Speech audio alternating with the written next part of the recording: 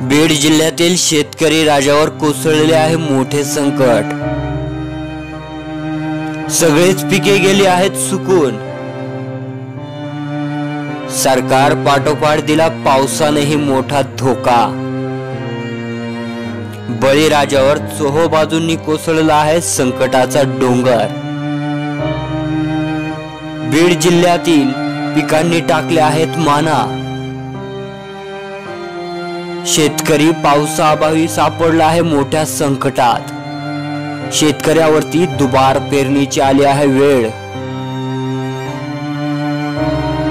गेल्या काही वर्षांपासून पडणारा दुष्काळ आणि या दुष्काळामध्ये महाराष्ट्रातील शेतकरी पूर्णपणे कर्जबाजारी झाला आहे।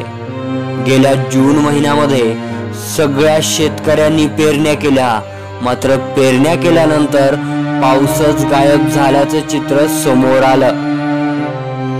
ग्रामीण भागात आज परिस्थिती पाहिली तर अंगावरती शहारे येतील अशी बिकट वेळ बळीराजावरती आली आहे। पिकांची परिस्थिती बिघडतच चालली आहे। बहरलेला कापूस, तूर, बाजरी, मुगासह अन्य पिकांना पावसाची प्रतीक्षा लागली आहे। भरपूर पाऊस पडणाऱ्या जुलै महिन्याने शेतकऱ्यांची निराशा केली आहे।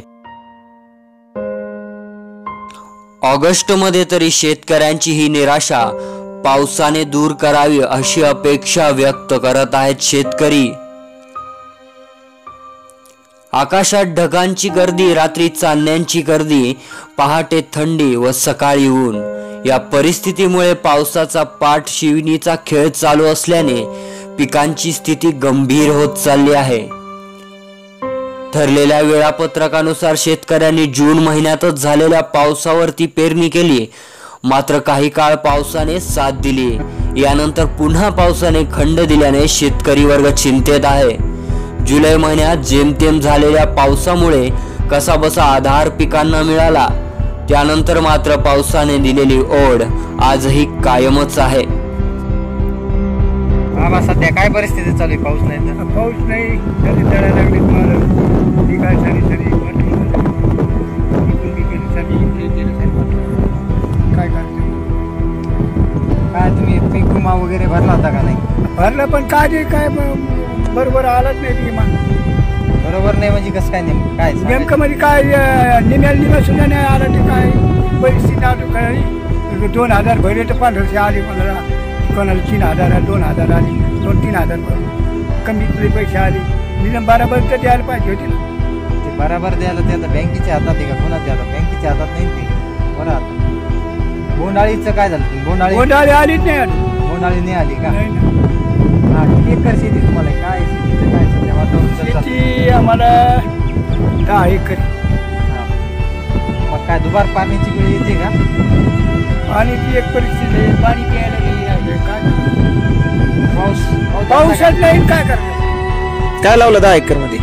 काय सरकी आहे, काही बाजी आहे, काही मूग आहे। त्या पाणी विहीर ऐक नाही शकत आई पण त्याला पाणीच नाही राहिलं, काय द्यावं? पाणी प्याका पावसानं काय होईल?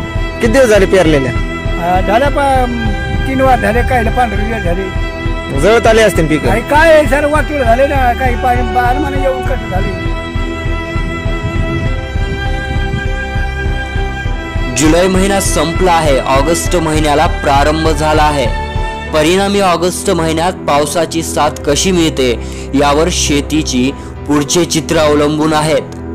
पावसाने दडी मारल्याने फटका बसण्याची शक्यता शेतकरी वर्गातून व्यक्त केली जात असून जुलै महिन्यात पावसाने दिलेली ओढ संपूर्ण ऑगस्ट महिन्यात तरी पावसाची उत्तम साथ मिळून पिकांची स्थिती चांगली व्हावी अशी अपेक्षा शेतकरी वर्गातून व्यक्त होत आहे।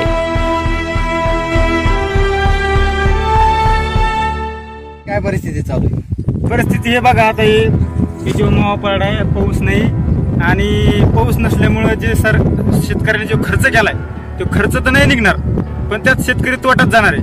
आणि यात सरकार काय म्हणतं, शेतीला पुन्हा जोडधंदा करा। आता जोडधंदा करायचा जर याच्यात जर पीक उगलंच तरच आपण गुराढोरला खाल टाकणार किंवा शेळी पालन केलं तर शेळीला काहीतरी टाकणार आहे। बरं, सरकार असं म्हणतं, नोकरदार बी म्हणतो शेतीला जोडधंदा करा। आता जोडधंदा मग आमदाराच्या पोराला जोडधंदा करायला हवा, नोकरदाराच्या पोरला त्याचं पोरग नोकरदार त्याला शेतीत उतरा म्हणावं। आणि शेतकऱ्याचे इथं बांधावर येऊन बघा काय कंडिशन आहे शेतकऱ्याची।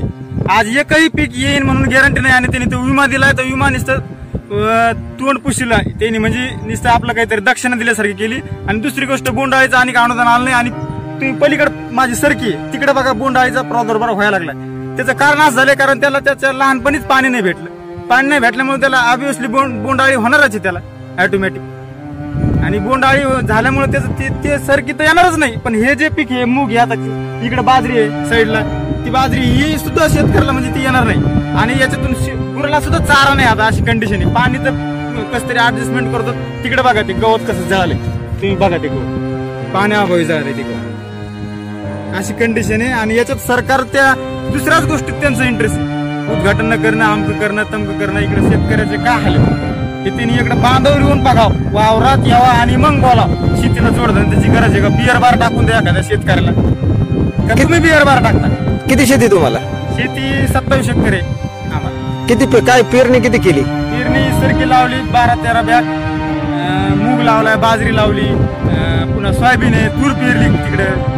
आता जर पाऊस नाही आला तर दुपार पेरणीची वेळ आली 100% आणि दुपार पेरणीला पेरायचं कुठून, हेच जे कंडिशन मध्ये कसं तरी पेरलंय. आता पुन्हा कसं पेरायचं काय सांगा वाटतं तुम्हाला सरकारला?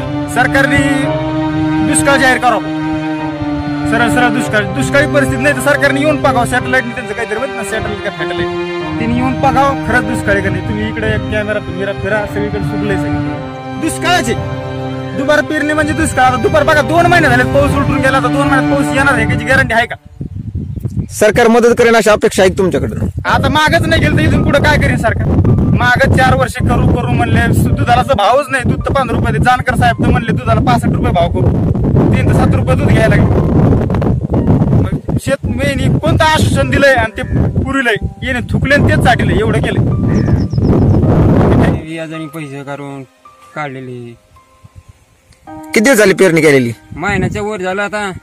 असं आहे का? जळून चाललं कापूस. पीक विमा वगैरे आलं तर नाही? नाही ना, पीक विमा नाही आला तुम्हाला? नाही बोनवाळी नाही, काही नाही. शेती किती? शेती बरीच आहे. सगळीकडे पेरले का? हा. पाऊस येईन का नाही वाटते? काय माहिती आता येतो का नाही पाऊस येऊ. विहिरीला पाणी वगैरे आहे का नाही? थेंब नाही पाणी नाही का? तर माळ जळून चालले.